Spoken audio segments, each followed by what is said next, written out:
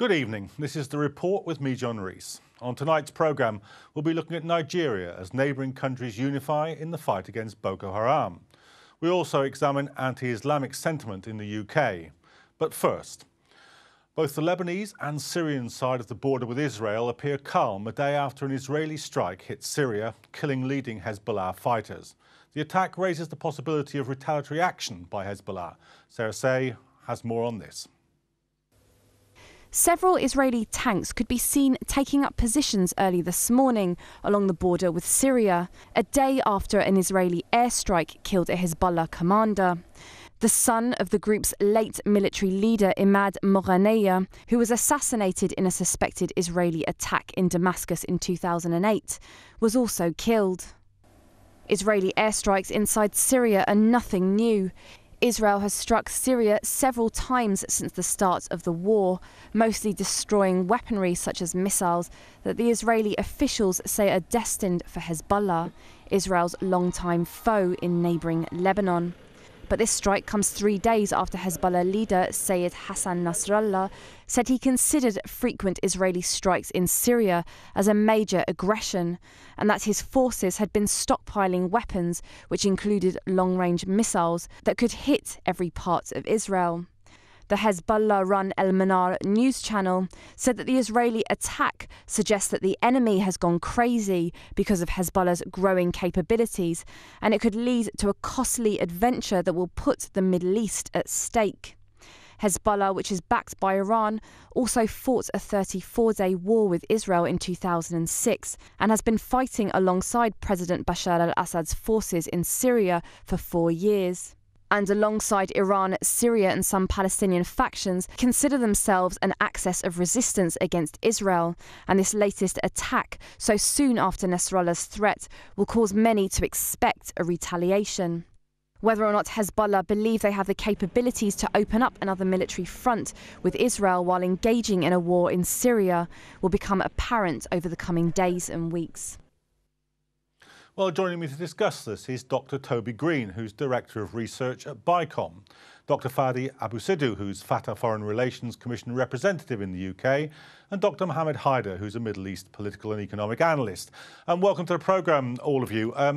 Dr. Greene, this isn't the first such attack by Israel. Is there any change in the pattern here? Does it have any greater significance than the earlier ones? Well, after the outbreak of a civil war in Syria, Israel drew some pretty clear and consistent red lines. It was obviously very keen to avoid getting drawn into the civil conflict in Syria and adopted a policy to only really act when its own interests were directly threatened. And the kinds of things we've seen, for example, are the transfer of weapons from Syria to Hezbollah in Lebanon, but other issues which Israel believes threatens its core interests are any group, whether it's Hezbollah or Sunni groups or the Syrian military itself, anybody using the Golan Heights, the Syrian side of the Golan Heights, as a base to attack Israel. This for Israel is intolerable. What we appear to have seen on this occasion is and of course, we don't know exactly what happened. Israel has not made any public comment on what has happened, but it seems to be an attempt by Israel to act against Iranian and Hezbollah agents attempting to establish a base in the Golan Heights or infrastructure in the Golan Heights from which to attack Israel. Obviously, it is a delicate situation. It does represent a shift in the Israel-Hezbollah standoff to a shift into the Syrian arena as opposed to just being a standoff over the Israel-Lebanese border. Obviously, what Israeli decision makers will have been considering is very carefully is the risk of potential escalation. We don't know how imminent the threat was from those that were hit on the Syrian Golan, but clearly Israel's decision makers perceived that they posed, whatever they were doing, posed a significant threat, and that it was necessary to act to prevent any base being established there or infrastructure being established there, which could be used to attack Israel over the border. Dr. Abusidu, how do you see it? Of course, the Golan Heights is occupied territory, but do you think this is an escalation? I'm sorry, John. There's a lot of interference. There's something else playing. I could not hear anything.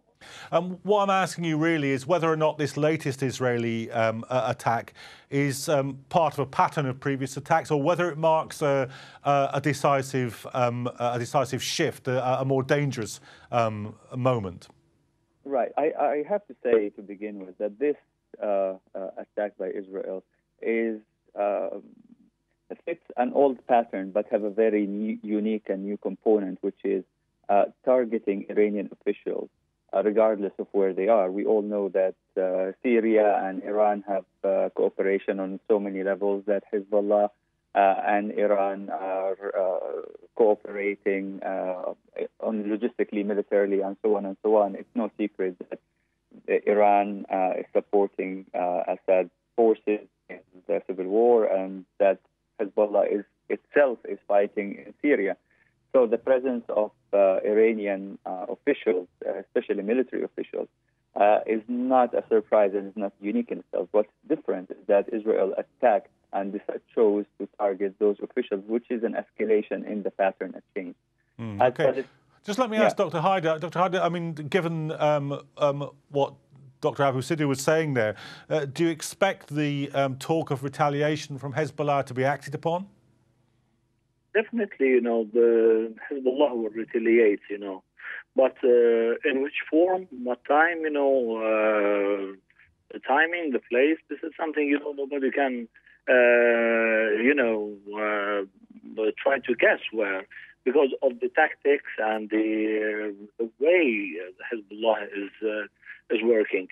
If Hezbollah is capable, of retaliating, definitely, the Israelis know that, how much, is the power of this group, of this Lebanese group, whether in Lebanon or outside Lebanon. Although most of their, retaliations, if it happened in the past, it was, on whether on the Lebanese territories or in cooperation with other groups like in Palestine or this is because, they know how to play the game. They know where is the limit, and they know what kind of enemy they are fighting. Remember, now we're talking about Golan Heights, and the Golan Heights. This is a Syrian land, If we talk about Shib'a, it's a Lebanese land. So according to the international covenants of the human rights, or other international treaties, it is illegitimate, for the Lebanese people to defend their countries against any occupying forces. So this is what they are doing. The Hezbollah or any resistance power or the Palestinian, in Palestine, they are practicing their rights. That's nothing else. They are not going to another country to occupy this country. And contrary, we know the list. There is a big list, of the Israeli assassination operation. It started from 1950 until today. So this is the pattern, we know about the Israelis. So definitely. Just let me take the conversation back to Dr. Greene a moment. Dr. Greene, do you think that despite the talk that Hezbollah is really likely to start a fight on another front when it's quite embroiled in the Syrian war in any case? Well, that, of course, is a critical question. It's probably worth just saying, first of all, in response to your last speaker, that, of course, Israel withdrew, according to the UN, to the internationally recognized border with respect to Lebanon in 2000. So the relationship between Israel and Hezbollah is not really about occupation. That's a kind of a distraction. It's really a different story. But the question you write is absolutely critical and will no doubt be a central question that Israel's decision makers will have been asking themselves before authorizing any kind of action like this, which is what is the chance of retaliation from Hezbollah. Now, I think that most people in Israel assume that there will be some kind of retaliation, but obviously Israel's decision makers, assuming that they ordered the strike, must have calculated that Hezbollah is adequately deterred from a full-blown confrontation with Israel. Hezbollah has been largely deterred since the Second Lebanon War in 2006, and of course now is bogged down, involved in the conflict in Syria, has many more pressures on it. And therefore, the calculation appears to be that on the Israeli side, that Hezbollah is adequately deterred, although it may be, as your previous speakers have mentioned, that Hezbollah will, and it seems likely, will seek to retaliate in some form. Certainly Israel will be hoping to avoid an escalation. I mean, thanks for that. Let me just put that judgment to Dr. Abusidu. Do you think that's true, that Hezbollah are tied down in the Syrian internal conflict, and therefore the talk of retaliation may not come to much? I think a full-blown confrontation is not imminent at all, and I think the Israeli assessment in that sense is correct, and it's very hard for an underground force like Hezbollah to launch a full-scale confrontation in a week or so. However, which brings us back to the question, why now? Why this attack now? Considering that the Iranian Western negotiations regarding the Iranian nuclear file are making progress at the moment, target, and that Netanyahu today came out criticizing this progress and saying that Iran is the main threat, shows his real agenda, which is to have an influence and have a role to play in such talks, and to be included in what's going on or have access to what's going on. But also 2 days ago, Nasrallah made a TV interview where he categorically denied any role for Jihad Mghaniya, the son of Jihad Mghaniya, who died in this attack, and any Hezbollah operation. And an assessment from the Israeli military went to Netanyahu, advising that, proving that Nasrallah is a liar, or was hiding the fact, will harm Nasrallah's image in Israel, because Nasrallah has a lot of credibility within the Israeli public itself.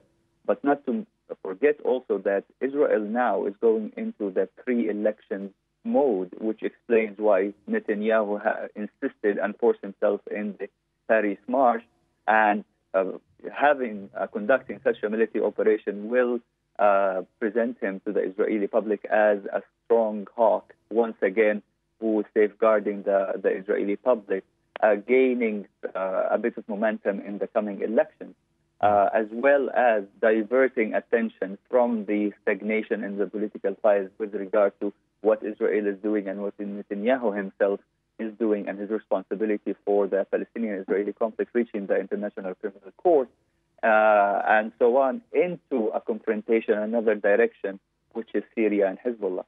Okay.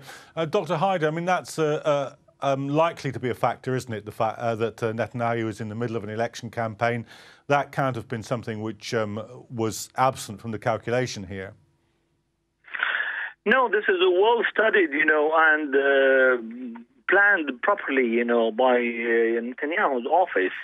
If you remember, what happened in Paris, unfortunately, and Netanyahu was not invited, for this meeting in the French capital. But he forced himself. Even he forced himself, in his presence among other people, while he was not invited. He is supposed to be staying in the hotel. And but do you think that this airstrike is more kind of armed electioneering? No. I'm connecting these two together. And what Netanyahu was trying to do through his, campaign is to show that, the Jews are not safe, in Paris and in France.